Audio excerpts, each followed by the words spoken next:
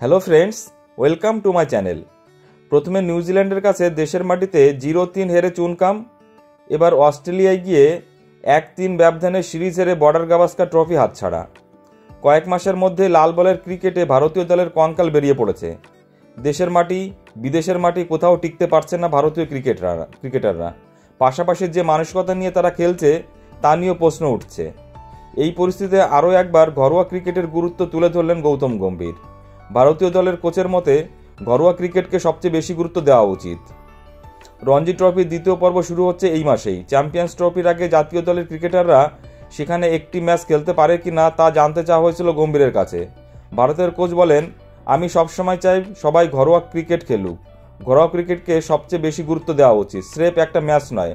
যারা আরও বেশি খেলতে পারবে এবং যাদের লাল বলের ক্রিকেটের প্রতি দায়বদ্ধতা রয়েছে তাদের সকলকেই খেলা উচিত। যদি আপনি ঘরোয়া ক্রিকেটের গুরুত্ব না দেন তাহলে টেস্ট ক্রিকেটে খেলার মতো ক্রিকেটার খুঁজে পাবেন না। সাম্প্রতিককালে ভারতীয় ব্যাটাররা কোনো পিচেই খেলতে পারছে না। দেশের পিচও তারা চিনতে পারছে না। নিউজিল্যান্ডের বিরুদ্ধে বেঙ্গালুরুতে পেস সহায়ক উইকেট বানানো হয়েছিল, সেখানে ভারতীয় ব্যাটাররা খেলতে পারেনি, 46 রানে অল আউট হয়ে যায়।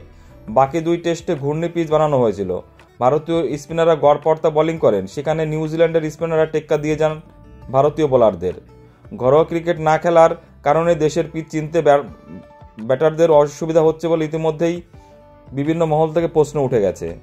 সাম্প্রতিক শ্রেয়স আয়ার, ঈশান কিষান, সূর্যকুমার যাদব, হার্দিক পান্ড্যা নিয়মিত ঘরোয়া ক্রিকেট খেলতে দেখা যাচ্ছে। ঘরোয়া ক্রিকেটের জনপ্রিয়তা ফেরাতে চায় বোর্ড, পাশাপাশি ক্রিকেটারদের ম্যাচের খেলার মধ্যে রাখতে চায়। তাই শুধু গম্ভীর নন, ভারতীয় বোর্ডের প্রাক্তন সচিব জয় শাহ পর্যন্ত কড়া সুরে ঘরোয়া ক্রিকেট খেলার নির্দেশ দিয়েছে।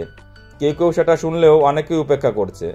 গম্ভীরের জামানায় কোনো অজুহাত শোনা হবে না বলেই মনে করা হচ্ছে। সিডনির পিচে কোনো জুজু ছিল না বলে মনে করেন গম্ভীর। নাম না করেই দলের ব্যাটারদের দুষছেন তিনি। বলছেন, সিডনির উইকেট খুব ভালো হয়েছে, টেস্টের জন্য খুবই ভালো। বলার ব্যাটার দুই বিভাগেই সাহায্য করেছে। ব্যাটারদের পরিশ্রম করতে হচ্ছে রান করতে। অতীতে সিডনির উইকেটের মতো এই পিচ ছিল না। টেস্টের ফলাফল এমন উইকেট হওয়া উচিত। দেশে ফিরে আমরা পিচ নিয়ে আরও আলোচনা করব। রবিবার ভারতীয় দল সিডনিতে অস্ট্রেলিয়ার কাছে 6 উইকেটে হেরে গিয়েছে। দ্বিতীয় ইনিংসে ভারতের ইনিংস শেষ হয়েছে 157 রানে। জয়ের জন্য 162 রান তাড়া করে 6 উইকেটে জিতে যায় অস্ট্রেলিয়া। ভারত সিরিজ হেরে যায় 1-3 ব্যবধানে। বন্ধুরা, তোমাদের কি মনে হয়, ভারতীয় ক্রিকেটারদের ঘরোয়া ক্রিকেট কি আরও বেশি করে খেলা উচিত? প্লিজ তোমাদের মতামত কমেন্ট সেকশনে কমেন্টস করে জানাও। আর ভিডিওটি ভালো লাগলে অবশ্যই লাইক, কমেন্টস এবং শেয়ার করে দিও বন্ধুরা, এবং চ্যানেলটি সাবস্ক্রাইব করে দিও। সকলে ভালো থেকো, ধন্যবাদ।